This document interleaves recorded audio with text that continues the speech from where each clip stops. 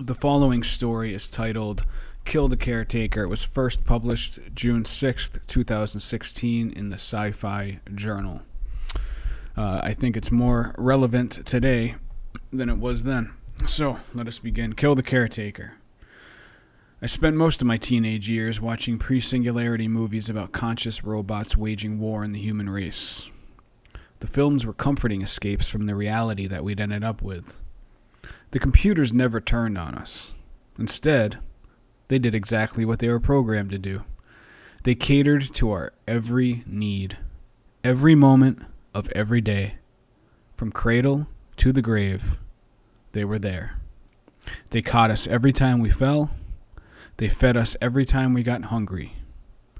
Battling monstrous machines over the fate of the world seemed a hell of a lot more interesting than the drudgery of constant pampering that we actually got. On my 20th birthday, I decided that I'd had enough of it. I needed to test myself against the world, even if it killed me. I needed to know what I was made of before I got too old to resist the comforts of the caretakers. So it was that I stepped out into a hot, humid Pennsylvania day and headed for the hills. My caretaker, of course, trotted right along beside me. It was one of the Charlie Chaplin models. I called it Chuck. From the little mustache to the waddle, it resembled the silent film star in every way. The only parts that didn't match were the eyes. The caretakers never were quite able to mimic those little organs to perfection, a fact which gave me some satisfaction. It was one small aspect of humanity, at least, to call our own. I walked for maybe 50 yards listening to Chuck rattle off data concerning everything from the atmospheric conditions to my biorhythms before I started to run. It didn't take long for my heart to pound and my lungs to labor for air. Chuck kept pace effortlessly, dictating endless details about the various stress indicators being given off by my body. I'd never run that hard before, and certainly not in such heat. As much as I tried to ignore Chuck's warnings, they wore on me. Heart attacks, heat strokes, and dozens of other medical calamities filled my imagination. The constant monitoring of threats had crafted me into a timid creature, and only the disgust I felt at that fact kept me running. It was almost a mile to the cliffs overlooking the Susquehanna. I nearly collapsed when I got there, my body lathered in sweat and my head throbbing. Everything in my body hurt. I laughed and howled into the valley below. I was still laughing as I picked up a rock and spun around to smash Chuck's face in. We were finally away from the other houses, away from the cameras, and it was my chance to finally put the caretaker down. Grandiose notion, of course. Chuck dodged my attacks with ease. I was so incensed with frustration at not being able to walk, to live on my own, that I would have gladly kept swinging until I collapsed. The only reason I stopped was that I knew that, if I fell down, Chuck would resuscitate me. I wouldn't have been able to handle that final indignity. I gave up, tossed the rock over the side of the cliff, and sat down. "Chuck," I said, "we have a problem. I believe that we are fundamentally incompatible with each other."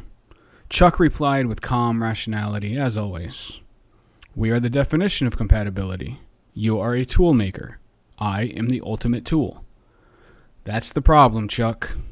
Long as I've already got the ultimate tool around, I've got no purpose on this planet. I was made to overcome challenges, Chuck. Something essential in me is lost when I can't do that." "You can solve problems, Avery." "It's not the same.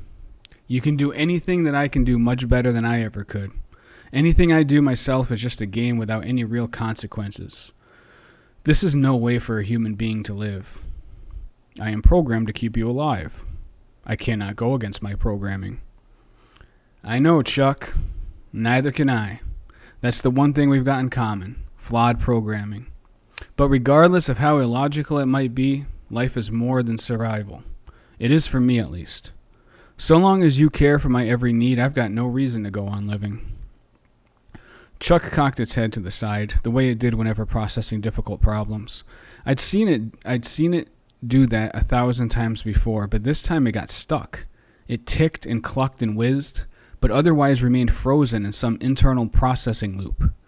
I picked up another rock and smashed it into Chuck's head. The plastic skull split apart. Fiber optics sprang out of the hole. I grabbed hold of them and tore the brain out of its head, holding it up in the air and howling like a caveman would hold aloft the heart of some deadly prey. After my thrill faded, panic set in. I almost ran back home to the others in order to order a new caretaker and return to the snug predictability of human life. I'd never been alone before. It was terrifying, exhilarating. Before I even had a chance to change my mind, I started to climb down the mountain. I'd actually done it. I'd killed the caretaker. My lifelong fantasy come true.